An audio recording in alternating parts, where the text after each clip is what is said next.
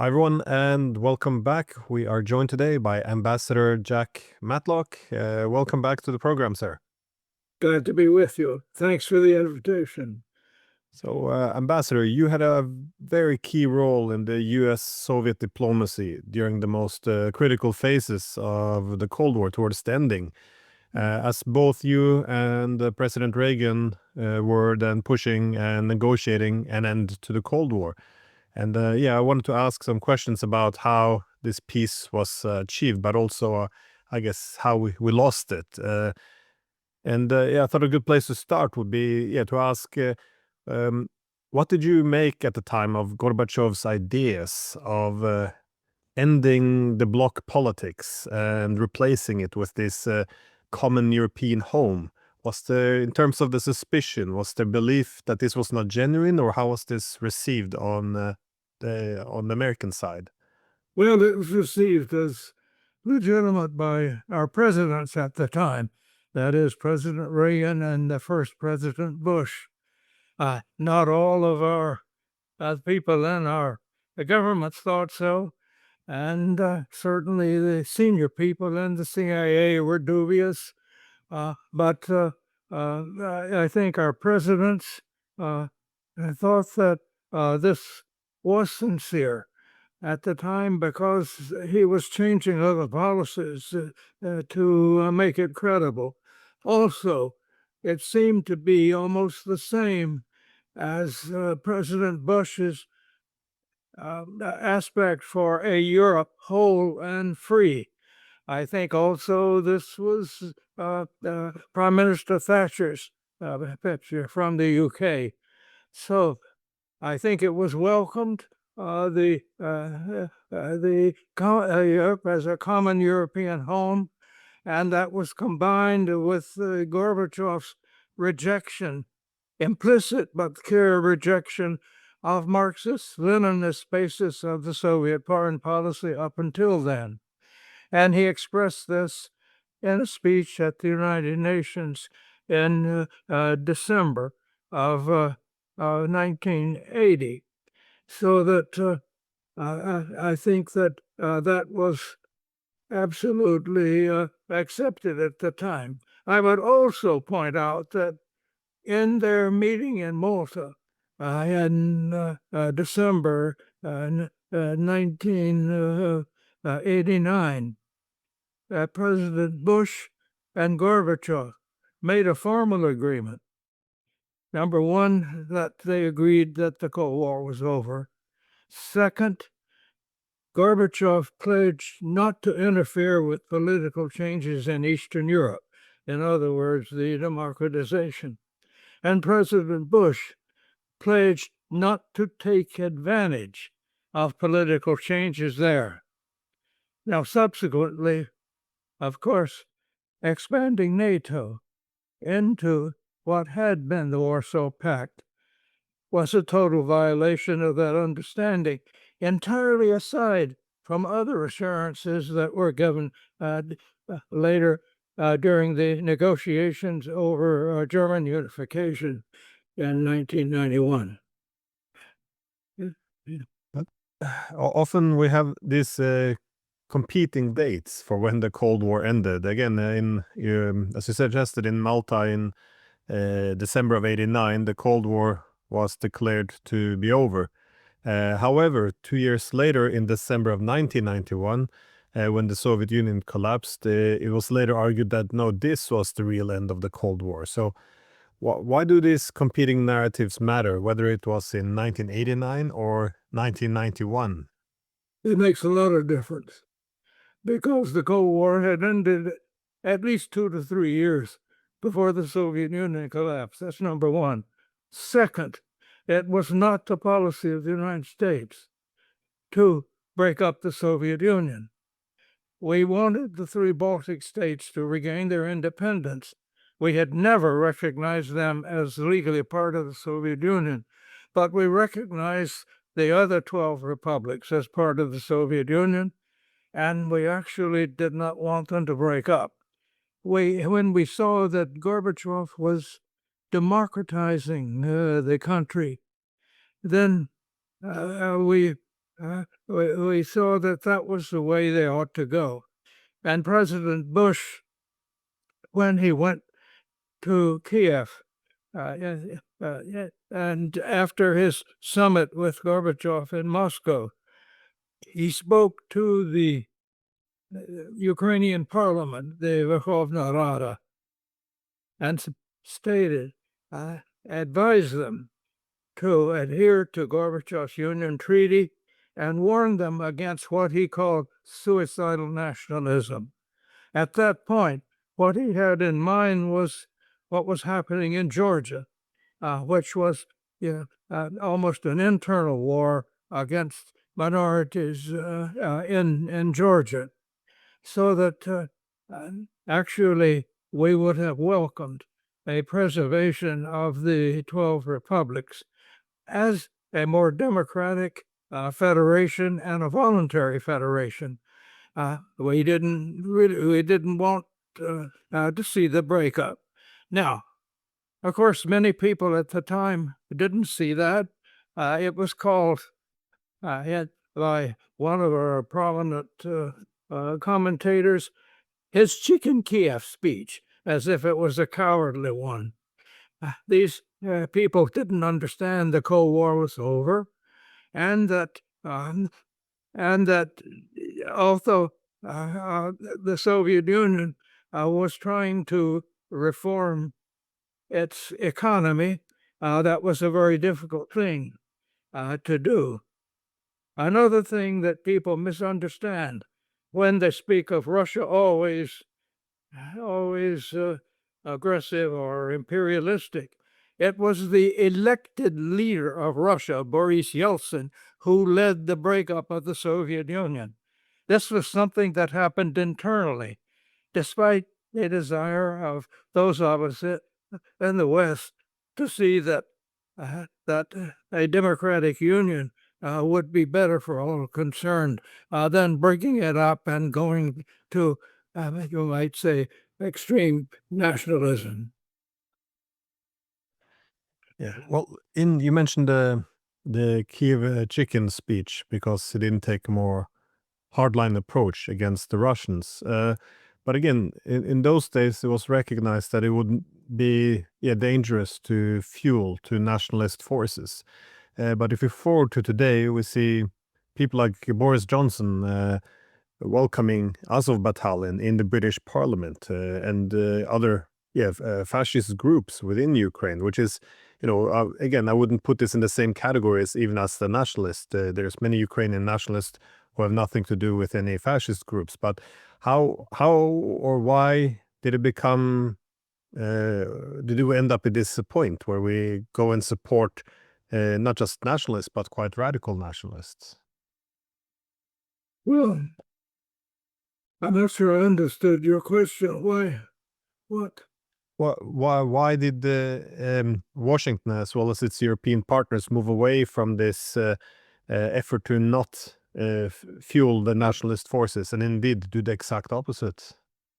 I think in the Clinton administration, the one that followed the first Bush administration, we started, first of all,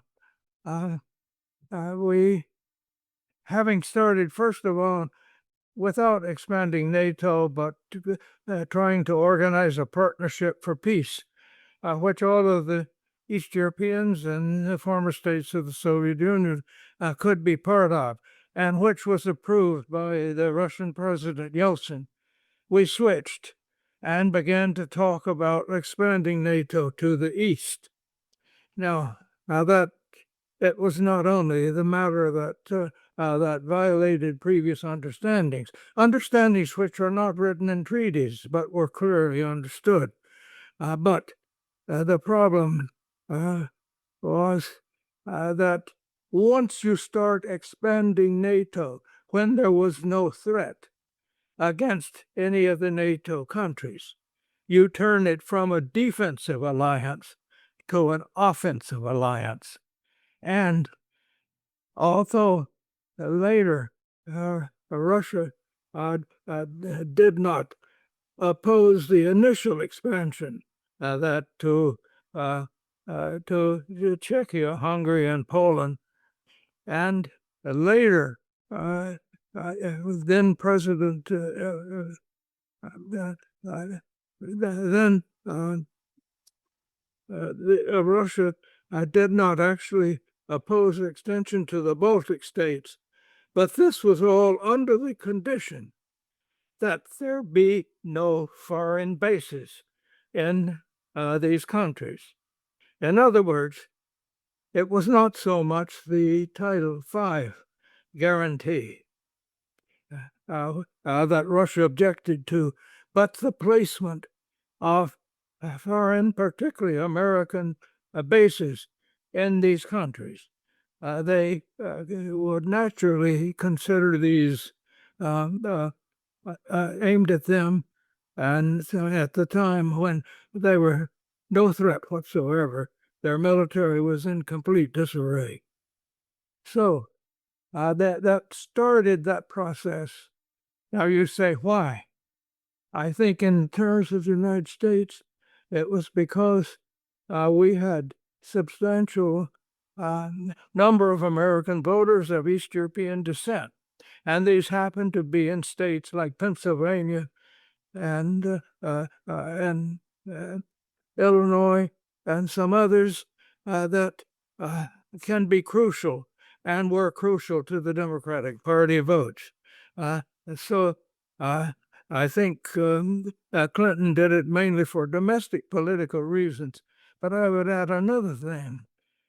He was personally ensuring Russian President Yeltsin that the Partnership for Peace would be a substitute for NATO expansion, which Yeltsin approved. At the very same time, his ambassador in Warsaw was telling the Poles that it is a stepping stone to NATO membership, which in later it turned out to be.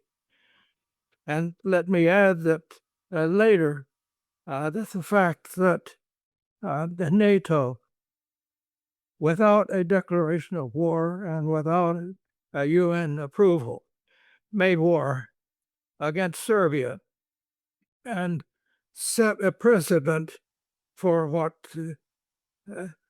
President Putin later did to Crimea, because we recognize the independence of Kosovo from Serbia without Serbia's approval.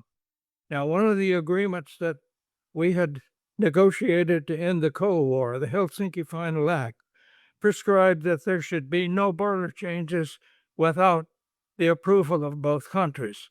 And of course, we did not have Serbian approval for that. We did not even have a referendum, simply a vote of the Kosovo parliament. Now, I would say that that provides a precise precedent for what President Putin later did to Crimea. And yet we have considered it virtuously a casus belli. Although the United States, under several other occasions earlier, had recognized breakaway regions, South Sudan, and East Timor, and so on, when there were rebellions of people of a different necessity, we said that they had a right to secede. But the people of Crimea, who were about 80% Russian at least, and with hardly any Ukrainian speakers, clearly was exercising sort of the right of self-determination. We recognize that in other instances, but failed to in the case of Crimea. And as Russians said at the time, why is it that everybody else has a right to self-determination, but Russians don't? Yeah. I'm going ahead with some of your questions, but No, I think that is all tied in to what started in the 90s in the Clinton administration. No, but yeah, it does remind me of something Kissinger said back in 1999, because it's interesting that in March of 1999 is both the month when NATO expanded for the first time, but also this 12 days later, also in March of 99, when NATO attacked Yugoslavia without this UN mandate. So it is quite, I think this was a breaking point, and this also when Kissinger said, well, now we can't tell the Russians anymore that it's simply a defensive alliance. So I think it's a good point. I wanted to ask you, based on your long experience with diplomacy with Moscow and assessing what happened since the 90s, what is it today's Western diplomats do not understand about Moscow and its security concerns? Well, it seems to me that there has been an inability of our recent political leaders to put themselves in the shoes of other countries, that is, of other leaders. That was one of the things that I think both President Reagan and the first President Bush, they really wanted to understand where, like say, the Soviet leaders were coming from. What were they, what were they afraid of and not? And I would say in their diplomacy, as much as they and all of us condemned communism as a system, they did not publicly insult the Soviet leaders. On a personal level, they treated them with respect and uh, uh, and and began to listen to their point of view and began to understand that some of the things that we had feared were simply not true, even if they might have been at one time. That was that there was no plan really to invade Western Europe. We feared that, and that was the reason for NATO. On the other side, there was a real fear of what they were considered sort of aggressive signs from us. Now, uh, when we started expanding NATO and then using it to make war illegally, as we did against uh, first Serbia, and then later, most egregiously, we attacked Iraq, which had not threatened any NATO member. And we did so using fabricated evidence, which turned out to be a lie. And we did so massively. We attacked Iraq much more comprehensively and massively and without provocation, much more than I would say, the also criminal attack of Russia on Ukraine later. The fact is, President Putin had precedents for everything he did, which we now condemn. And these are things that, without the expansion of NATO, without the threat of military bases in territory that was once actually part of the Soviet Union, that would have been provocative to any of our countries. And yet we blithely go ahead and do that. And then now we say, Putin is a war criminal. Yes, he is. But so have been several of our presidents. And we set precedents for all of that. And our failure to understand that, and the failure, particularly of the West Europeans, to understand that, because they too have violated agreements which they made solemnly and simply ignored at times in ways that could only be interpreted as a threat to Russia. So we're in a tragic situation that there seems to be no real understanding on the part of those in power that what the roots of this violence are, and that also, and then let me also add this whole matter of economic sanctions. I think the United States and now Western Europe have grossly overused these. They have used what could have been, the basis of reasonable and fair international trade using the dollar. Instead, we've used that sort of predominance in the world financial system for political purposes, and I would say aggressive political purposes, because we began sanctioning Russia about things that had happened elsewhere and things that were happening within their sovereign authority. So it seems to me there has simply been a lack of, I would say, fair dealing. Of course, the current war in Ukraine is a tragedy, particularly for Ukraine, and the earlier solutions that could have been made, even if they required some change of territory, would have saved Ukraine much of its current destruction and hurt. That doesn't mean that any war is good. It is not. And the tragedy is that for the United States in particular, that we were strong enough and we were not threatened by anything but terrorism. We were not threatened by another country. And yet we tended to militarize our advantages. And I think this is subsequently going to rebound upon the best interests of the American public. Yeah, well, there's you mentioned there's an inability to put ourselves in the shoes of Russia and indeed any other opponent as well, which is a very concerning development. But also with the Europeans, you said, especially the Europeans, and I get the same impression that the Europeans have become often a bit, well, not just more militant, more so, I think, now than the Americans, but in Europe, there's also this reluctance to even consider what Russian security might be. Indeed, they keep saying Ukraine needs security guarantees, but they more or less refuse to consider Russian security guarantees for Russia. Indeed, they don't even want to sit down and talk to Russia, even as this war is getting out of control. I was wondering, how do you explain this, collapse in diplomacy?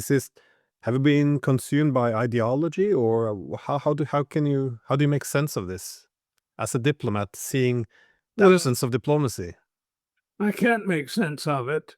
I think what has happened, and what happened really cumulatively during this 21st century, was simply a demonization of the Russian president, Vladimir Putin. Now, he has done things that I would not like to see, happening in my country, which in fact are beginning to happen now, in terms of the violation of democratic procedures. However, these have been a reaction to these things that I've been talking about.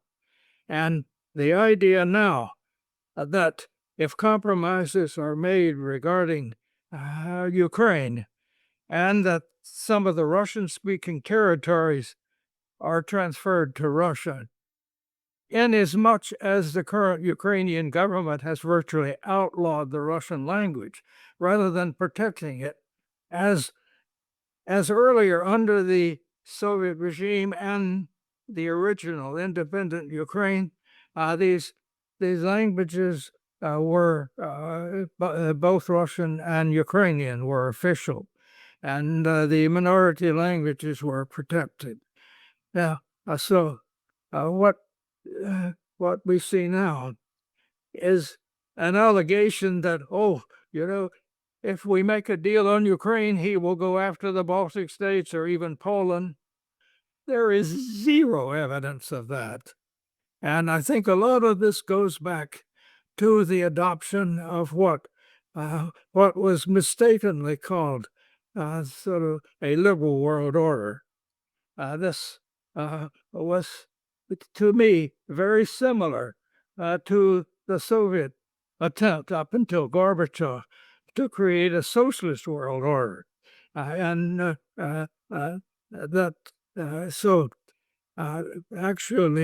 the militarization of the peace after the end of the Cold War, I think, has been a problem, and we see in our media, in our governments, and an attempt to demonize Vladimir Putin. Let's face it, the 90s were a catastrophic period for Russia. And as the old system broke down and there was no system, the area was totally crime-ridden and so on. And particularly elderly people, pensioners, sometimes they went without pay for 6 months or more. And they were told, oh, you're democratizing. Well, to most Russians, it didn't look like that. It looked like a few people had grabbed most of the assets. And inasmuch as this was being promoted by the United States and the West, it looked as if it was simply an attempt to colonize and dominate Russia. So later, we continued to, first of all, deny Russian most favored nation treatment for trade when we had granted it to China easily, and we continued to sanction certain things over matters which happened within the internal jurisdiction of Russia, so that we were treating Russia as a pariah even when there was no real reason to. And I think part of this was the idea that somehow what we call our system, that is capitalism, and what we call democracy, though we don't really define it very properly, it is going to sweep the world. And this reminds me of the Soviet communist idea that the world was destined to be communist, and that supporting that was simply supporting the forces of history. It turned out that this was not the end of history, as the famous book by Francis Fukuyama said.